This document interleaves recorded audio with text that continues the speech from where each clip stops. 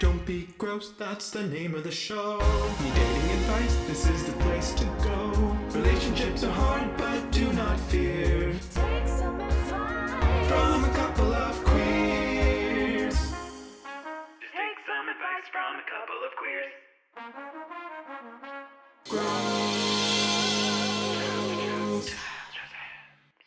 What are we? What is this? Who's your crush? Are we friends? Are we more than friends? Are you trying to get it? What are we doing? Are we in a relationship? You're like a brother to me. I'm Cade King, And I'm Andrew Valenzuela. and welcome to Don't Be gross. This is a dating and relationship advice podcast given by a couple of gay men. Who are a couple. And for all you listeners out there, we also film all of our episodes, so be sure to check out our YouTube Don't Be Gross so you can Hear us and see us at the same time. at the same time. That's right. What are we? Yeah. A question we didn't really ask. We didn't really. We just kind of went right into it. We went for it. Shall we go for it? Let's Celine do it. Dion. We talked for like a month, and then we went on a date, and then we dated for like 3 weeks or so, and then we watched Rent Live together. And just cried and just like, wow, I just love love. And Love. Will you be my boyfriend? And then I wanted to say yes because, like, obviously I just knew, sometimes but You said yes, technically. I did, yes. I said yes. I'm like, yes, but ask me in a month. Yes, because my sister and I have this pact where we have to date someone for a month before you make it official. Mm-hmm. So I was honoring that, and he went along with it and agreed to do that. Yeah. What's another week, I guess? Yeah. So yes, he or did I ask you again? Maybe you asked me. Yeah. Whatever it was, it happened. There was no question. No, It was organic. But when do you think is the right time to make it official? I think personally, and look, if you're asking what are we, then maybe it's not the relationship for you if you're like ever questioning it. Mm-hmm. But for me personally, it's anywhere from like a month to 3 months, I think should be invested. Yeah. Like I think you can learn a lot about someone, Yeah, especially 3 months. I feel like if you're not both on the same page after that, like what's good? what are you doing? Yeah, what are you doing? Yeah. Yeah. I mean, does dating have to be as hard as some people make it? I mean, see, it's hard because, like, for us, everything just kind of fell into place, but I know that's not always how it is. But, I mean, should it be? I feel like... I feel like it should be simple. It's as hard as you make it. Yeah, and, like, some people are harder to deal with than others, but the person isn't for you. If things just aren't coming together as they should be in the beginning stages of a relationship, I don't see the point in trying to prolong the inevitable, Sure. What would you say would be personally a deal breaker for you? And then we can talk about like what would be deal breakers maybe just in general in life. Mm-hmm. So like what's like your like personal like do you have like one? I mean, definitely we have to enjoy eating the same kind of foods together. So my deal breaker, sushi. Right. You have to like it. We have to go on Obviously, sushi dates. yes. I know it might seem silly, but like if your whole life and you're not able to share something that's like so important, Sushi is so good. delicious. Yeah. That's my thing. I feel like universal deal breakers could be like marriage. Mm-hmm. Kids. Mm-hmm. What else are universal? What else are adult things? I think good deal breakers too could just be like, what are you doing with your life? Mm-hmm. Like, are you ambitious? Are you reaching towards goals? Are you gonna impact the other person in a healthy way? Mm-hmm. Are you going to, support them on their journey? And vice versa? Are they going to support you? Because I think it's important to have a mutual understanding of what the other person not only wants from the relationship, but from life. Mm-hmm. So do you think social circles should affect new relationships? Like, I think friends are like, crucial. Yeah, I think friends are super comes crucial. from like a corporate background and the other one's like more like an artist. Do you think that could work together? Oh, I see what you're saying. I thought you were saying like social circles of like friends liking the significant other. No, but we can just talk like about that general, yeah. in general. Mm-hmm. I think it's like coming backwards, yeah. I guess. I think all walks of life can work together. I think opposite attract. I think we're very similar, but we're also very different, which makes it work. You know, we're both into performing and entertainment and, you know, work at the same place. But I think, too, we do have our differences that still make it interesting. I think if you're too similar, it can become boring. Yeah. Where there's nothing to, like, what are we talking about? But, like, when we have, I feel like, enough different views. Same, I feel like, moral, like, compass in general, but then different views in regards to a lot of, not different views, but like different ways of looking at things and different ways of like doing things, I guess. Yeah, you know, we do you're have a very lot. neat and I'm very neat, yes. not neat. But I was thinking, working on it. I was thinking you were more talking about like friends. No. I think like friends can be a deal breaker. No, yeah. Where like, I think it's important for your friends to like your significant other. And I think if your friends aren't liking your significant other, there has to be a reason. There has to be a big reason. And it's usually like you're hearing all these things that maybe the person, your friend, that they're dating someone and they're telling you like bad things already from the get-go. And you're like danger, abort. Like, what are you doing? Because again, there's no comparison.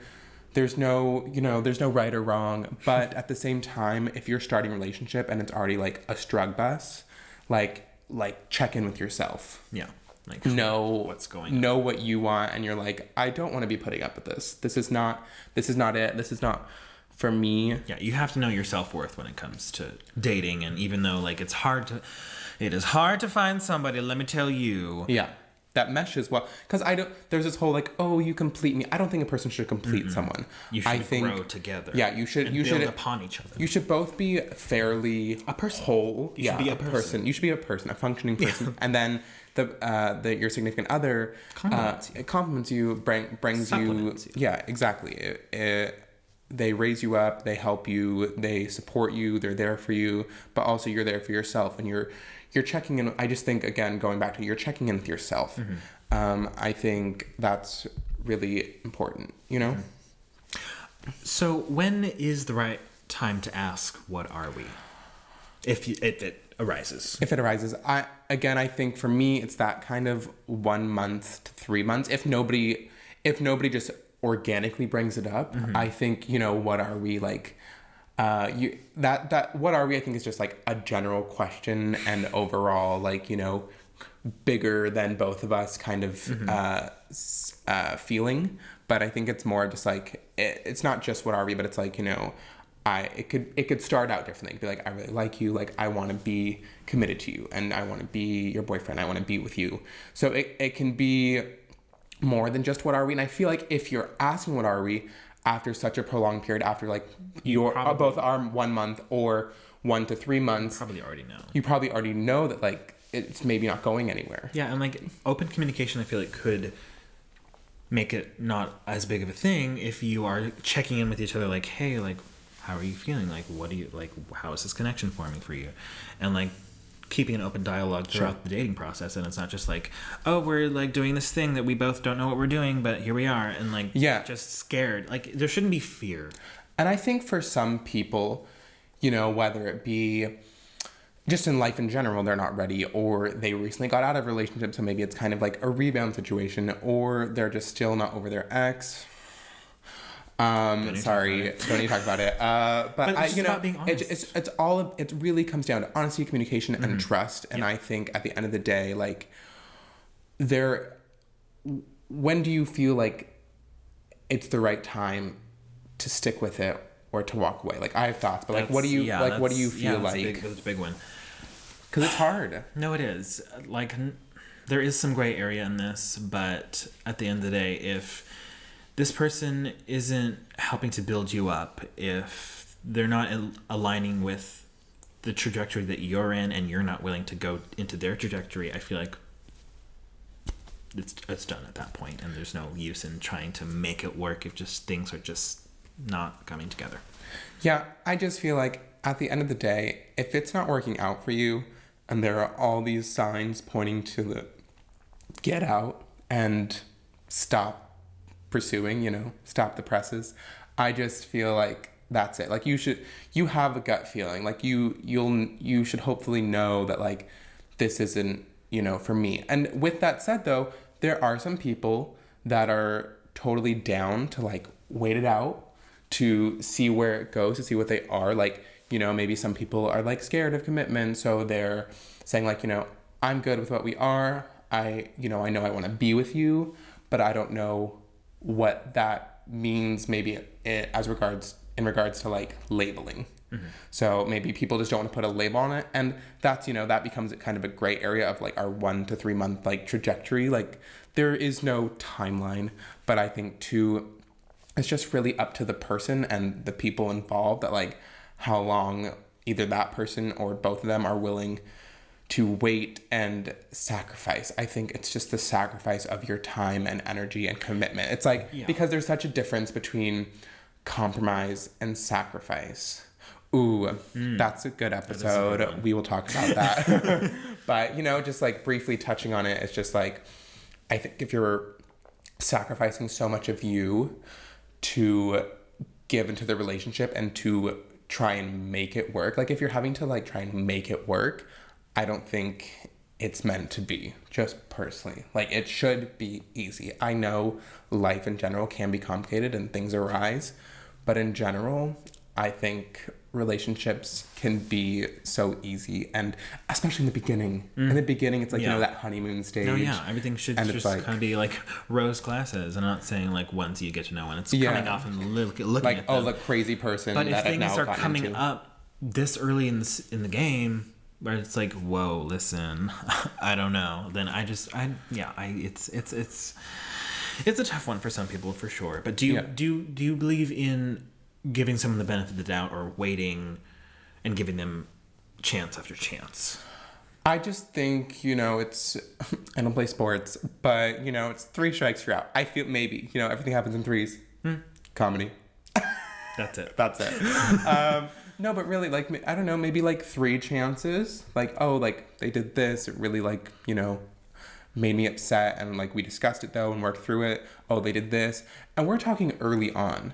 After maybe a year or so, and someone does something that upsets you, you know, you'll probably be hopefully a lot better like communicating and discussing it. But I'm just talking early on where you're already seeing like red flags. Another episode. But you know, it's just like, it's a matter of what you're willing to sacrifice and put up with.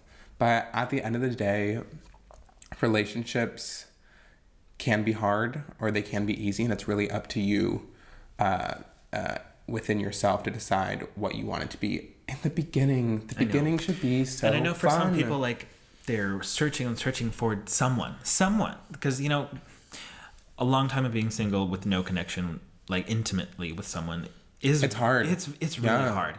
And once they finally find that spark, something, they latch onto it. Like, I'm guilty of this myself. Yeah. I mean, my first serious, you know, relationship was directly before you. And, you know, so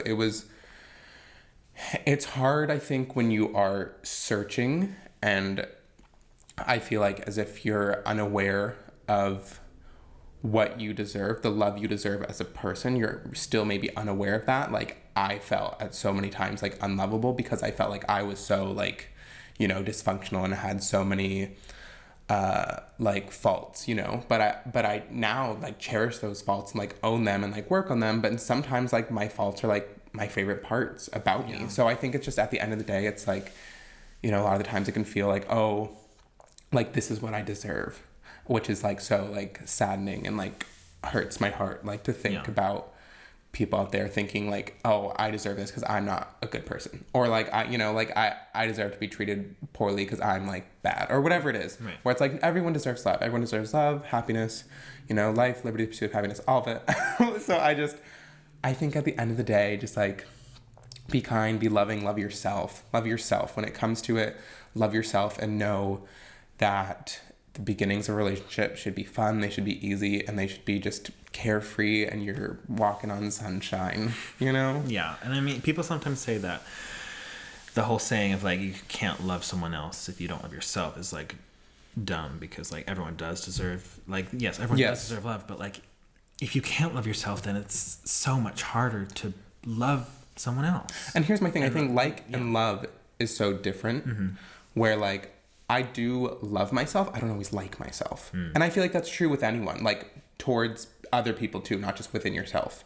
So I feel like, you know, it's important to always love yourself and work on yourself, but you can sometimes not like yourself, but that doesn't mean you're not deserving of love. Yeah. And the love that you get should be just so beautiful and amazing and nurturing and supportive and caring and just all the things. All the things that are all the great things. and grand. So, yeah, just put yourself out there. You know, love unconditionally. Don't be afraid to ask for what you need. And what you deserve. What you deserve. And if the person isn't the one to give it to you, thank you next. have the strength to walk away. Thank you next. It's hard. It's really hard because you don't want to. Because so many people are afraid that if they let go of this one, that they are not going to find another one. But there's so many fish in the... So many. Which is dumb to say because, like, it's... But there's also a lot of trash. Yeah, there's a lot of trash. You know what else? There's a lot of fish in the sea, but you know what else there is? Trash. And, you know, just closing remarks, I just think, really, at the end of the day, you just have to know what's right for you and never give up on yourself. And You just gotta ignite the light and let it shine. Just own the night. oh my god, all the things. Like a firework. Yeah. Well, anyways, as always, don't be gross. We did it. We did it. Good job. Love ya. Love ya. Grow.